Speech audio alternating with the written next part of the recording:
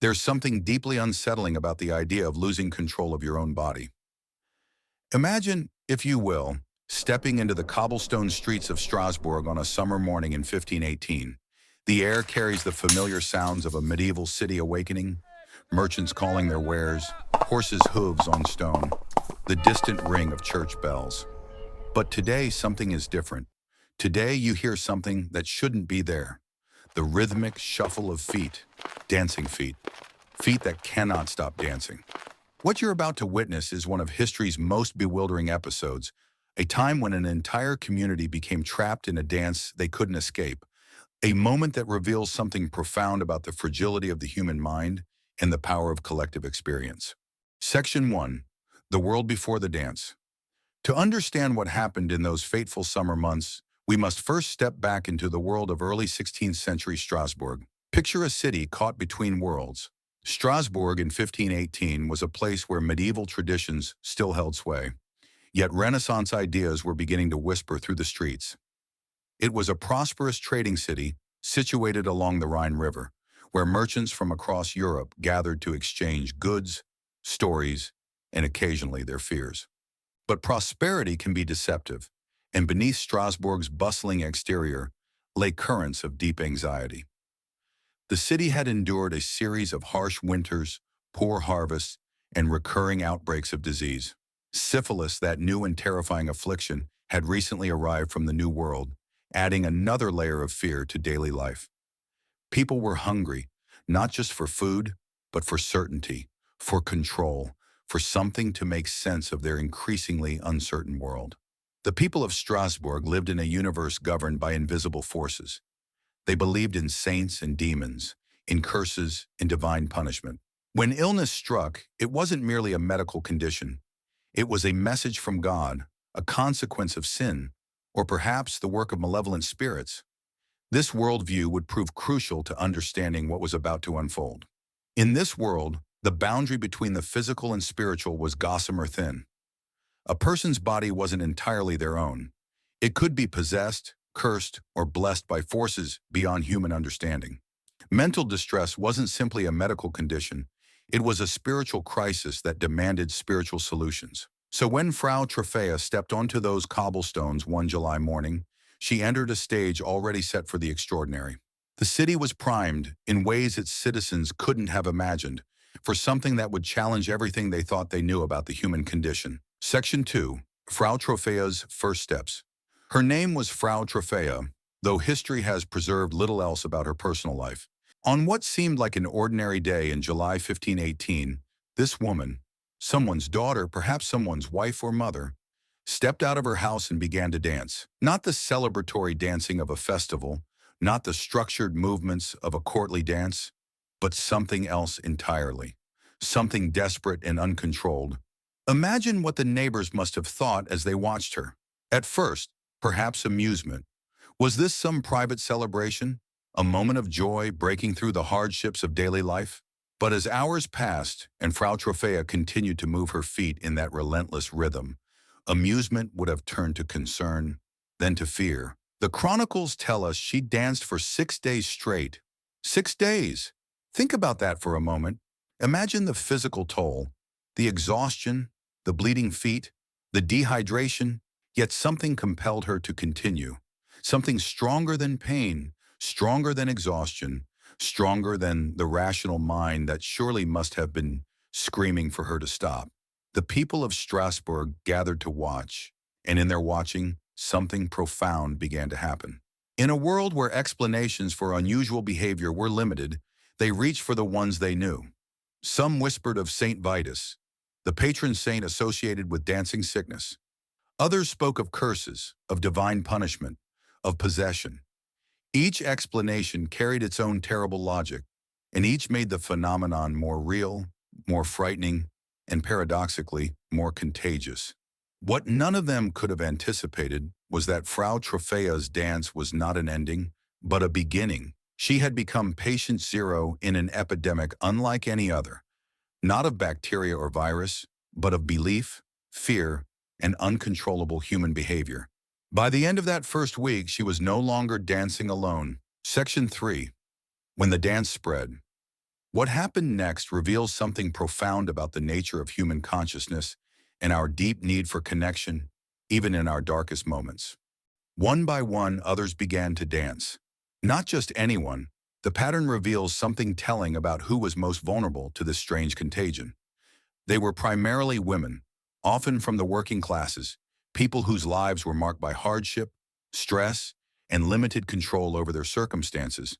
People who, like Frau Troffea, may have been carrying burdens that had become unbearable.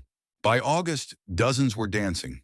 By the peak of the outbreak, historical accounts suggest that as many as 400 people were trapped in this desperate, endless movement.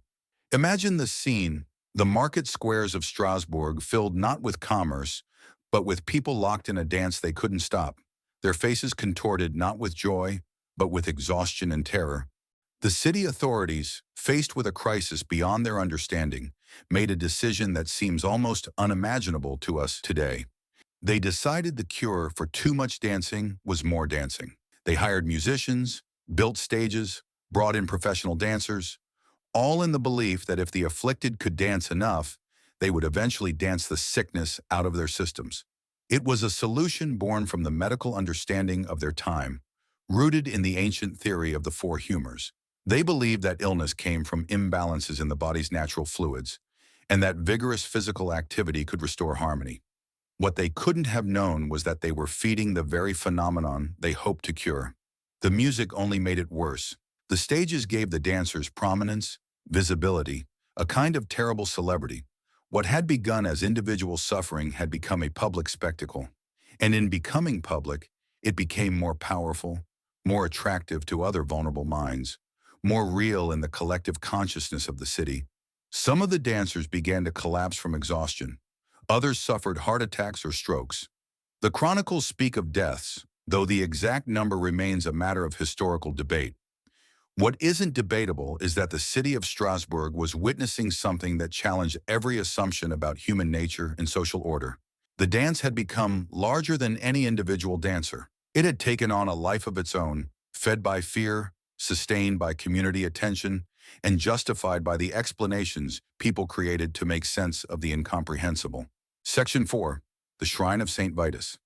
Sometimes the cure for a collective delusion requires a collective solution. As the dancing plague reached its peak, the authorities of Strasbourg made another decision, one that reveals the deep interplay between belief, community, and healing. They decided to take the dancers to the shrine of Saint Vitus in nearby Hohenstein. If this was a spiritual affliction, they reasoned, it required a spiritual remedy. Saint Vitus, in medieval Christian tradition, was believed to protect against the dancing sickness.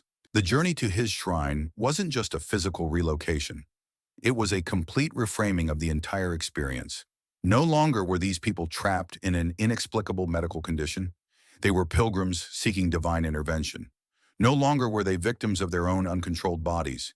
They were participants in a sacred ritual with a clear beginning, middle, and end. What happened at the shrine was in its way as mysterious as the dancing itself. The afflicted were blessed, prayed over, given red shoes and small crosses, physical tokens that represented a return of control, a reclaiming of their bodies and their agency. And gradually, one by one, they stopped dancing. Modern psychology might explain this as the power of suggestion working in reverse. If belief could create the dancing, belief could also cure it. But to the people of Strasbourg, it was simpler and more profound. Their saint had answered their prayers. By September 1518, the dancing plague was over. The streets of Strasbourg returned to their normal rhythms of commerce and daily life. But the city was changed. They had witnessed something that revealed the extraordinary fragility of the human mind and the incredible power of collective belief. The dancers themselves returned to their ordinary lives, but they carried with them the memory of a time when their bodies betrayed them, when they lost control in the most fundamental way possible. Some may have been traumatized by the experience. Others may have found in it a kind of release, a temporary escape from lives that had become unbearable. The authorities, for their part, had learned that some problems cannot be solved with conventional approaches, that sometimes the cure requires understanding not just the body, but the soul, not just the individual, but the community that shapes and supports individual experience. Section 5. What the dance teaches us. As I reflect on this strange chapter in human history, I'm struck not by how different those people were from us, but by how remarkably similar. The dancing plague of 1518 reveals something uncomfortable but important about human nature. We are far more suggestible, far more influenced by collective belief, far more fragile in our sense of individual control than we like to admit. The people of Strasbourg weren't weak or primitive. They were human beings responding to stress, uncertainty, and social pressure in ways that made perfect sense within their worldview.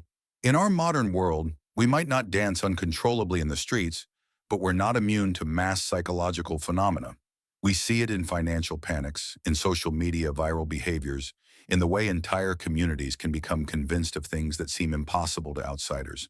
The forms change, but the underlying human susceptibilities remain. Perhaps most importantly, the dancing plague reminds us that healing, real healing, often requires more than just medical intervention. It requires understanding the social, cultural, and spiritual context in which suffering occurs. The people of Strasbourg weren't cured by medicine alone, but by a combination of changed environment, community support, ritual meaning, and restored hope. There's something beautiful in how the story ended, not with force or punishment, but with compassion and spiritual care. The authorities could have locked the dancers away or treated them as criminals. Instead, they recognized that these were people in pain who needed help, not judgment. As you go about your daily life, perhaps you'll remember Frau Troffea in her involuntary dance. Remember that every person you meet is carrying burdens you cannot see, responding to pressures you cannot understand. Remember that in times of collective stress, we're all more vulnerable to losing our footing, metaphorically speaking. And remember, too, that healing is often a community effort, that sometimes the cure for individual suffering lies not in isolation, but in connection, understanding, and the gentle restoration of hope. The cobblestones of Strasbourg are quiet now, worn smooth by centuries of ordinary footsteps. But if you listen carefully, you might still hear the echo of that strange summer when a city lost control and found its compassion. Thank you for joining me on this journey into one of history's most mysterious episodes. If this story moved you, if it made you think about the nature of human experience in a new way, I'd love to hear your thoughts in the comments below. And if you'd like to explore more quiet stories from our loud past, consider subscribing. There are so many more forgotten voices waiting to be heard. Until next time, remember that history isn't just about dates and events. It's about people like us, trying to make sense of their world one step at a time.